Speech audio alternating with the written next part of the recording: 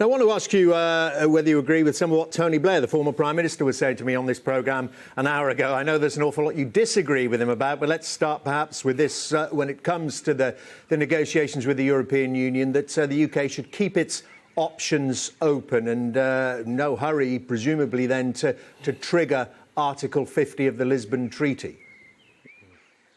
Well, I'm not certain that the European cause, which is under such difficulty at the present moment, is going to be greatly aided by Tony Blair's assistance. Look, you can't undo what has been done. There has been a referendum in the UK, and English politicians will follow the mandate they've been given from the people, just as Nicola Sturgeon is following the mandate she's been given from the Scottish people.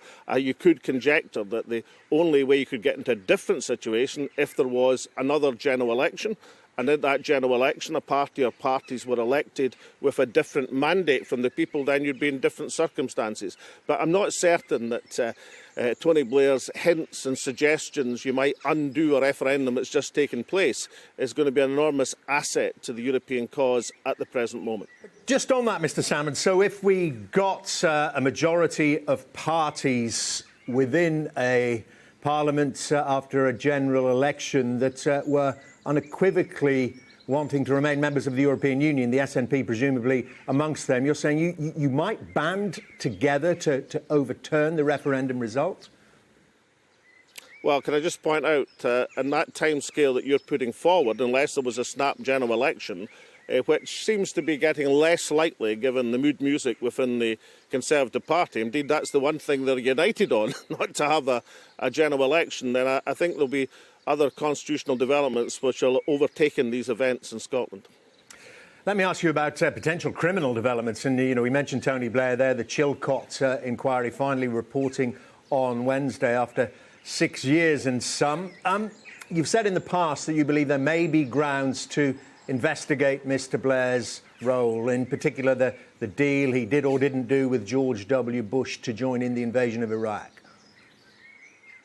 Yeah, I mean, the two things about Blair's interview, I mean, firstly, remarkably coy, he's not going to talk to you until Wednesday. I mean, that didn't stop him talking to CNN last October when he apologised for other people's action, the famous non-apology apology, or for that matter, a few weeks ago to your rival programme on a Sunday morning where he was already preparing his defences. Remember, Tony Blair has seen the Chilcot report, the passages relating to him, and has seen it for months. He's had months to prepare with his legal advisers, his PR advisers. The families of the 179 British dead are going to get 3 hours of notice this coming Wednesday.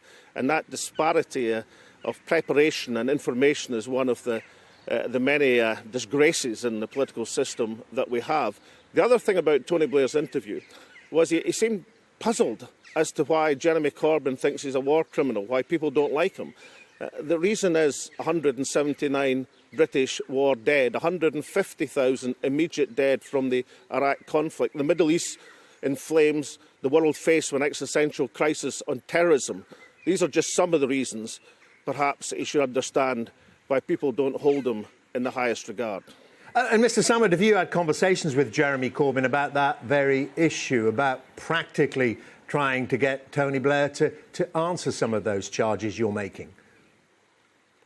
No, I haven't, but well, not in recent times, not since he's become leader of the Labour Party, for example, or conversations in the past.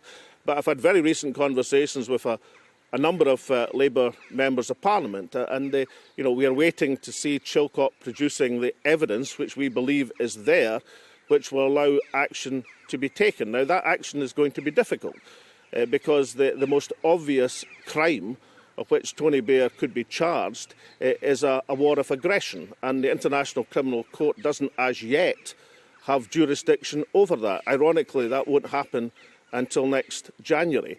And the domestic courts, at least in England, have chosen not to pursue crimes which are international. That's been the general rule of the domestic courts in England. Incidentally, that's not been tested in Scotland, Dermot.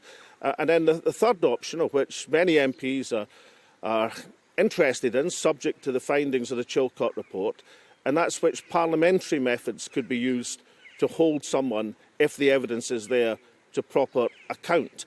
But one way or another, There are many MPs, and this is not a party political thing, this is across the political parties, who are absolutely determined that account has to be held to, that you cannot have a situation where this country blunders into an illegal war with the appalling consequences, and at the end of the day, there isn't a reckoning. There has to be a judicial or political reckoning for that. OK, Mr Salmond, thank you very much indeed. Alex Salmond there, the SNP's Foreign Affairs spokesman.